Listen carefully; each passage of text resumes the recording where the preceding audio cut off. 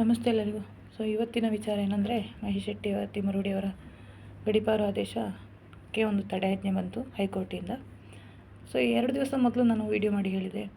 ಸುಜಾತ ಭಟ್ ಅವರು ನನಗೆ ಕಾಲ್ ಮಾಡುವಾಗ ಬೆಳಿಗ್ಗೆ ಹೇಳಿದರು, ಮಹೇಶ್ ಶೆಟ್ಟಿ ತಿಮರುಡಿಯವರಿಗೆ ಗಡೀಪಾರು ಆದೇಶ ಆಯ್ತಂತಲ್ವ, ತುಂಬ ತಪ್ಪಲ್ವ ಅದು, ತುಂಬ ತಪ್ಪೋದು, ಕಾನೂನು ಬಾಹಿರನೂ ಹೌದು, ನೋಟಿಸ್ ಸರ್ವ್ ಮಾಡಿದ್ದು ರಾಂಗ್ ಟೈಮಲ್ಲಿ, ಎಲ್ಲ ರೀತಿಯಲ್ಲೂ ತಪ್ಪು. ನಾನೀಗ ಬಿ ಗ್ಯಾಂಗಿಂದ ಹೊರಗೆ ಬಂದ್ರೂ ಕೆಲವೊಂದು ಸತ್ಯಗಳನ್ನು ನಾನು ಹೇಳ್ತೀನಿ. ನಾನು ಇವರ ಪರ ವಹಿಸ್ಕೊಳ್ಳೋದಿಲ್ಲ, ಅವರ ಪರ ಸಪೋರ್ಟ್ ಮಾಡೋದು ಇಲ್ಲ. ಇದು 2 ತಿಂಗಳ ಮೊದಲು ನಾನು ವಿಡಿಯೋ ಮಾಡಿ ಹೇಳಿದೆ. 2ನೇ ಸರಿ ಗಡೀಪಾರಿ ಆದಾಗ ಒಂದು ಲಾಂಗ್ ಟರ್ಮಲ್ಲಿ ಮಹೇಶ್ ಅಣ್ಣ ಫೀಲ್ಡಲ್ಲಿ ಇರಲಿಲ್ಲ, ಗಡೀಪಾರು ಆದೇಶದಲ್ಲೇ ಇದ್ದರು, ಅವರು ಯಾರಿಗೂ ಕಾಣಿಸ್ತಿರ್ಲಿಲ್ಲ. ಆ ಟೈಮಲ್ಲೂ ನಾನು ಹೇಳಿದೆ, ಸ್ಟೆಲ್ಲಾ ವರ್ಗೀಸ್ ಅವರು ಮಾಡೋದು ತುಂಬ ತಪ್ಪು. ಯಾರ್ದೋ ಒತ್ತಡದಿಂದ, ಸ್ಟೆಲ್ಲಾ ಅವರವರ ವೈಯಕ್ತಿಕ ರೀಸನ್ನಿಂದ ಮಾಡ್ತಾಯಿಲ್ಲ, ಒತ್ತಡದಿಂದ ಮಾಡ್ತಿದ್ದಾರೆ. ರಾಜ್ಯ ಸರ್ಕಾರದ, ಕೇಂದ್ರ ಸರ್ಕಾರದ ತುಂಬ ಒತ್ತಡ ಇದೆ. ಈ ಹಿಂದೆ ನಾನು ಹಿರಿಯ ಅಡ್ವೊಕೇಟ್ ಒಬ್ಬರನ್ನು ಮಾತಾಡುವಾಗಲೂ, ತುಂಬ ದೀರ್ಘ ಡಿಸ್ಕಷನ್ ಆಗ್ತಾ ಇರೋವಾಗಲೂ ನಾನು ಅವರಲ್ಲಿ ಕೇಳಿದೆ, ಸರ್ ಏನಾದರೂ ಮಾಡಿ ಮಹೇಶ್ ಅಣ್ಣಂದು ಗಡೀಪಾರು ಆಗದಾಗಿ ಮಾಡಲಿಕ್ಕಾಗಲ್ವ ಅಂತ. ಅವ್ರು ಹೇಳಿದ್ರು, ತುಂಬ ಕಷ್ಟ ಇದೆ, ಯಾಕಂದರೆ ಎಲ್ಲ ರಾಜಕೀಯ ಪಕ್ಷದ ನಾಯಕರನ್ನು ಅವರು ಎದುರಿಸ್ಕೊಂಡಿದ್ದಾರೆ. ಈ ವ್ಯಕ್ತಿಯ ವಿಚಾರಲ್ಲಿ ಹೇಳಿದ ಕೂಡಲೇ ಅವರಿಗೆ ತುಂಬ ಸಿಟ್ಟು ಬರ್ತಾ ಇದೆ. ಮತ್ತು ಕೇರಳದ ಯೂಟ್ಯೂಬರ್ ಆದ ಮನಾಫ್ ಅವರಲ್ಲಿ ಮಾತಾಡೋಕೆ ಹೇಳಿದ್ದೀನಿ, ಸರ್ ನಮಗೆ ಒಂದು ವೇಳೆ SIT ತನಿಖೆ ಕರ್ನಾಟಕದಿಂದ ಆಗದಿದೆ, ಕೇಂದ್ರದಿಂದ ಒಂದು NIA ತನಿಖೆ ಮಾಡಿಸಬಾರ್ದು ಅಂತ. ಅವ್ರು ಹೇಳಿದ್ರು, ಇಲ್ಲ ಮೇಡಮ್, ರಾಜ್ಯ ಸರ್ಕಾರದಿಂದಲೇ ಆಗಬೇಕು ತನಿಖೆ. ಇವರು ಯಾವುದಾದ್ರೂ ಒಂದು ರಾಜಕೀಯ ಪಕ್ಷದ ಬೆಂಬಲ ಇರ್ತಿದ್ರೆ ಖಂಡಿತ ಈ ಹೋರಾಟ ಸಕ್ಸಸ್ ಆಗ್ತಿತ್ತು. ಇವರ ಎಲ್ಲರನ್ನು ಎದುರು ಹಾಕ್ಕೊಂಡಿದ್ದಾರೆ. ಇಲ್ಲಿ ಏನಾಗ್ತಿದೆ, 2 ಬಣಗಳ ನಡುವೆ, ಒಂದು ಪಂಗಡ ಪ್ರಭಾವಿಗಳು, ಮಾಧ್ಯಮಗಳು, ಸರ್ಕಾರದ ಸಪೋರ್ಟು ಎಲ್ಲ ಇದೆ ಅವರಿಗೆ, ಇನ್ನೊಂದು ಕಡೆ ಸಾಧಾರಣ ಜನಸಾಮಾನ್ಯರು. ಇಲ್ಲಿ ಏನಾಗಿದೆ ಅಂದರೆ, ನಾಯಕ ಸಮರ್ಥನೆ ಇರಬೇಕು, ನಾಯಕತ್ವ ಸಮರ್ಥ ಇರಬೇಕು, ಜೊತೆಗಿರುವ ಜನರು ಒಗ್ಗಟ್ಟಲ್ಲಿರಬೇಕು. ಆದರೆ ಮತ್ತು ಕೂಡ ನಮಗೆ ಧ್ವನಿ ಎತ್ಬೋದು. ಮೀಡಿಯಾ ಸಪೋರ್ಟ್ ಮಾಡದಿದ್ದರೂ ಜನರು ಹೀಗೆ ವಾಯ್ಸ್ ರೈಸ್ ಮಾಡ್ಬೋದು. ವಿಡಿಯೋ ಮಾಡಿ ಸೋಷಲ್ ಮೀಡಿಯಾದಲ್ಲಿ ನಿಮಗೆ ಎಷ್ಟು ಇಂಪ್ಯಾಕ್ಟ್ ಇದೆ ಗೊತ್ತು, ಸೋಷಲ್ ಮೀಡಿಯಾ, ಯೂಟ್ಯೂಬು ರೈಸ್ ಮಾಡ್ಬೋದು. ಅನ್ಯಾಯ ಆಗ್ತಿದೆ ಅಂತ ಜನರಿಗೆ ಗೊತ್ತುಪಡಿಸ್ಬೋದು. ಇದರಲ್ಲಿ ತುಂಬ ಕನ್ಫ್ಯೂಷನ್ ಇದೆ, ಗೊಂದಲ ಇದೆ ಈ ವಿಚಾರದಲ್ಲಿ. ನಾನು ವಾಸ್ತವ ಸತ್ಯವನ್ನು ಹೇಳ್ತಾ ಇದ್ದೀನಿ. ಯಾಕಂದರೆ ಇದೀಗ ಮಧ್ಯಾಹ್ನ ನಾನೊಬ್ಬರಿಗೆ ಹೋರಾಟಗಾರರಿಗೆ ಮಾತಾಡುವಾಗ ಅವರು ತುಂಬ ಖುಷಿಯಲ್ಲಿ ಹೇಳಿದರು, ಮಹೇಶ್ ಅಣ್ಣನ ಗಡೀಪಾರು ಇದಾಯ್ತಲ್ಲ ಅಂತ ಹೇಳಿದರು. ಸಂತೋಷ ಅಂದೆ ನಾನು. ಯಾಕಂದರೆ ತಪ್ಪು ಮಾಡಿದವ್ರಿಗೆ ಶಿಕ್ಷೆ ಆಗಬಾರ್ದು, ತಪ್ಪು ಮಾಡಿದವ್ರಿಗೆ ಶಿಕ್ಷೆ ಆಗಲೇಬೇಕು. ಇದು ನನ್ನ ಅದು D ಗ್ಯಾಂಗ್ ಆಗಿರಲಿ, B ಗ್ಯಾಂಗ್ ಆಗಿರಲಿ, ಅಲ್ಲಿ ನನಗೆ ಆಗಿರಲಿ. ಅವರಿಗೆ ನಾನು ಹೇಳಿದೆ, ಆದರೆ ನಾನು ಹೇಳಿದೆ, ನಿಮ್ಮದು ಪ್ರಚಾರ ಜಾಸ್ತಿ ಆಗುತ್ತೆ. ನಾನು ಸಹ ಮಾಡ್ತಿದ್ದಿದ್ದು ಅದೇ. ಒಂದು ಆದೇಶ ಬಂದಾದ ಕೂಡಲೇ ಇಡೀ ಸ್ಟೇಟಸ್ ಎಲ್ಲ ಹಾಕೋದು, ಫೇಸ್ಬುಕ್ ಪೋಸ್ಟ್ ಹಾಕೋದು, ಯೂಟ್ಯೂಬಲ್ಲಿ ಮಾಡೋದು, ತುಂಬ ಮಾಡಲಿಕ್ಕಾಗುತ್ತೆ. ಕೇಸ್ ಇನ್ನೂ ಪೆಂಡಿಂಗ್ ಇದೆ. ಹೇಗೆ, ಯಾವಾಗ, ಯಾರಿಗೆ ಟರ್ನ್ ಆಗುತ್ತೆ ಅಂತ ಹೇಳೋಕ್ಕಾಗಲ್ಲ. ನಾನು ಹೇಳಿದ್ದೀನಿ, ಸಿದ್ದರಾಮಯ್ಯನ ಸರ್ಕಾರ ಇರೋದ್ರಿಂದ ಎಲ್ಲರೂ ಬಚಾವಾಗಿದ್ದೀರ, ಹೋರಾಟಗಾರರು ಎಲ್ಲರೂ, ಇನ್ಕ್ಲೂಡಿಂಗ್ ನಾನು ಕೂಡ. ಒಂದು ವೇಳೆ ಸಿದ್ದರಾಮಯ್ಯನ ಸರ್ಕಾರ ಹೋಗಿ DKC ಸರ್ಕಾರ ಬಂದಿದ್ದರೆ ಯಾರೊಬ್ಬರು ಹೋರಾಟಗಾರರು ಫೀಲ್ಡಲ್ಲಿ ಇರ್ತಿರ್ಲಿಲ್ಲ, ಬಾಯಿ ಮುಚ್ಚಿಸಿದ್ರು. ನನಗದು 100ಕ್ಕೆ 100 ಸತ್ಯ. ನಾನಿದು ಗ್ರೂಪಲ್ಲಿ ಹೇಳಿದ್ದೀನಿ, ಎಲ್ಲಿಯಾದರೂ DKC ಬಂದರೆ ಕೇಲ್ ಖತಮ್, ನಾಟಕ ಬಂದ್, ಅವತ್ತು ಹೋರಾಟ ನಿಲ್ಲುತ್ತೆ. ಮತ್ತು ಏನು ಮಾಡೋಕ್ಕೂ ಆಗಲ್ಲ ನಮಗೆ ಅಂಥ ಒಂದು ಇದರಲ್ಲಿ ಪರಿಸ್ಥಿತಿಯಲ್ಲಿ ಇದ್ದೀವಿ ನಾವು. ಸಿದ್ದರಾಮಯ್ಯನವರ ಕೃಪೆಯಿಂದ ಇಷ್ಟಕ್ಕೆ ನಿಂತಿದೆ. ಮತ್ತು ಬುರುಡೆ ಪ್ರಕರಣ ಅದು ಷಡ್ಯಂತ್ರ ಅಂಥೇಳಿ ಪ್ರೂವ್ ಆಗಿದೆ. ಆ್ಯಕ್ಚುಲಿ ಅದು ಷಡ್ಯಂತ್ರ ಮಾಡಲಿಕ್ಕೆ ಹೋದದ್ದಲ್ಲ ಇವರು, ಬಟ್ ಇವರ ಹೋದ ರೀತಿ ತಪ್ಪಿದೆ. ಯಾವ ತಂಡದ ಮೂಲಕ ಅವರು ಬಂದರು, ಒಂದು ಅಡ್ವೊಕೇಟ್, ಹಿರಿಯ ಅಡ್ವೊಕೇಟ್ ಧನಂಜಯ ಅವರ ಸಹಾಯದಿಂದ ಬಂದರು, ಅವರು ಹಿಂದೆ ಸರಿದ್ರು.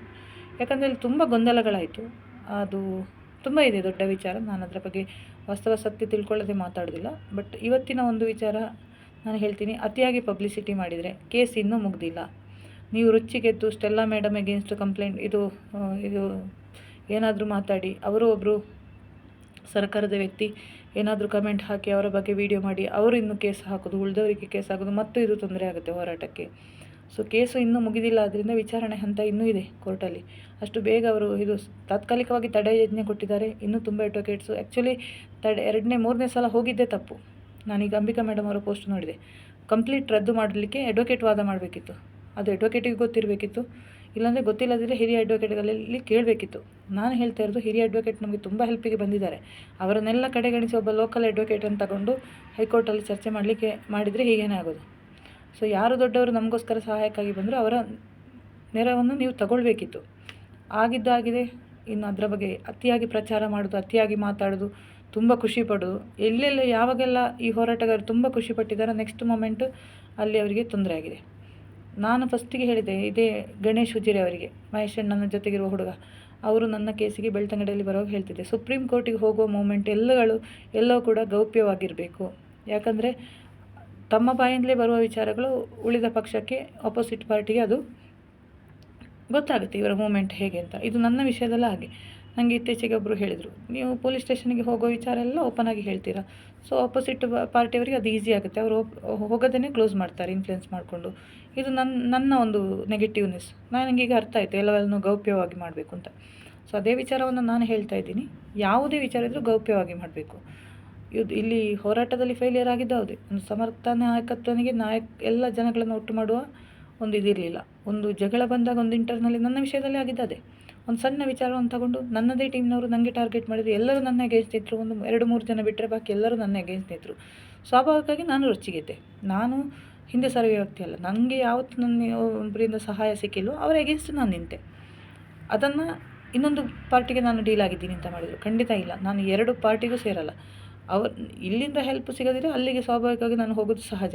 ಅವರಿಂದ ನನ್ನ ವಿಷಯಕ್ಕೆ ಹೆಲ್ಪ್ ಕೇಳೋದು ಸಹಜ. ಬಟ್ ಅವರ ಪರವಾಗಿ ನಾನು ಯಾವತ್ತೂ ಮಾತಾಡ್ತೀನಿ ಅಂತ ಹೇಳಿಲ್ಲ. ನನಗೆ ಅದು ಅವರು ಹೇಳಿದ ಕೆಲವೊಂದು ಇದು ನನಗೂ ಕ್ವಶನ್ ಇದೆ. ಮಹೇಶ್ ಶೆಟ್ಟಿ ತಿಮ್ರೋಡಿಯವರು ಬರೀ ಸೌಜನ್ಯ ವಿಚಾರಕ್ಕೆ ಮಾತ್ರ ಯಾಕೆ ಹೋರಾಡ್ತಾರೆ? ಅದೆಷ್ಟೋ ಹೆಣ್ಣು ಮಕ್ಕಳ ಅತ್ಯಾಚಾರ ಆಗ್ತಿದೆ ದಕ್ಷಿಣ ಕನ್ನಡ, ಆಗಿದೆ.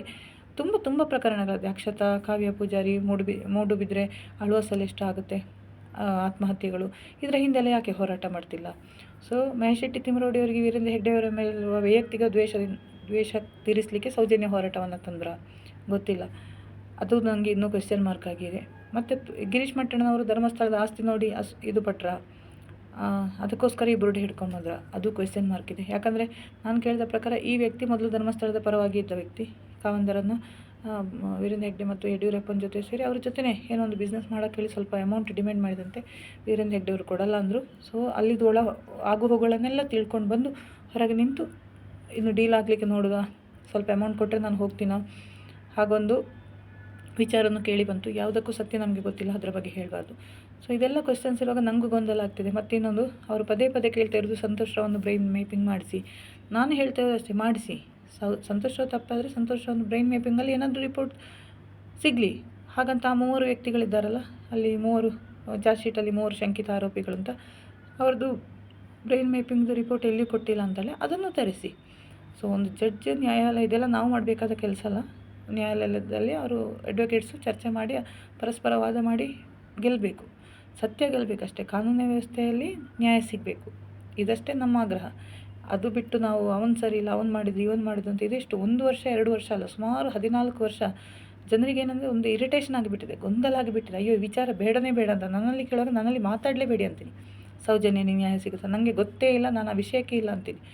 ನನ್ನ ಮನಸ್ಸಲ್ಲಿ ಇರೋದು ಗೊತ್ತಲ್ಲ, 2.5 ವರ್ಷದಿಂದ ನಾವು ಅನುಭವಿಸಿದ ಕಷ್ಟಗಳು, ನಾವು ಅವರ ಪರ ನಿಂತಿದ್ದಕ್ಕೆ ಕೇಸ್ ಹಾಕ್ಕೊಂಡಿತ್ತು, ಅದಕ್ಕೆ ಹಿಂದೆ ಸಾಧ್ಯಕ್ಕೆ ಈಗ ಪುನಃ ಕೇಸ್ ಹಾಕ್ಲಿಕ್ಕೆ ಹೋಗೋದು ತುಂಬ ಕಷ್ಟ ಅನ್ನಿಸ್ತದೆ ಇದು. ಸೊ ಅದಕ್ಕೆ ನಾನು ಈ ವರ್ಷ ಸ್ಟಾರ್ಟಿಂಗಲ್ಲೇ ಹೇಳಿದೆ, ಇದಕ್ಕೊಂದು ತಾರ್ಕಿಕ ಅಂತ ಈ ವರ್ಷದಲ್ಲಿ ಸಿಗದಿದ್ದರೆ ತುಂಬ ಜನ ಹಿಂದೆ ಸರಿಯೋದಂತೂ ಸತ್ಯ. ಇದು ಇದ್ದವರು ಬೆಂಬಲ ಕೊಡುವವರು ಕೂಡ ಹಿಂದೆ ಸರಿತಾರೆ. ಸೊ ಆದಷ್ಟು ಇದನ್ನು ವಿಚಾರಗಳನ್ನು ಒಳ್ಳೆಯ ರೀತಿಯಲ್ಲಿ ತೀರಿಸೋದು ಒಳ್ಳೆಯದು ಅಂತ ನನ್ನ ಅಭಿಪ್ರಾಯ. ಶುಭವಾಗಲಿ.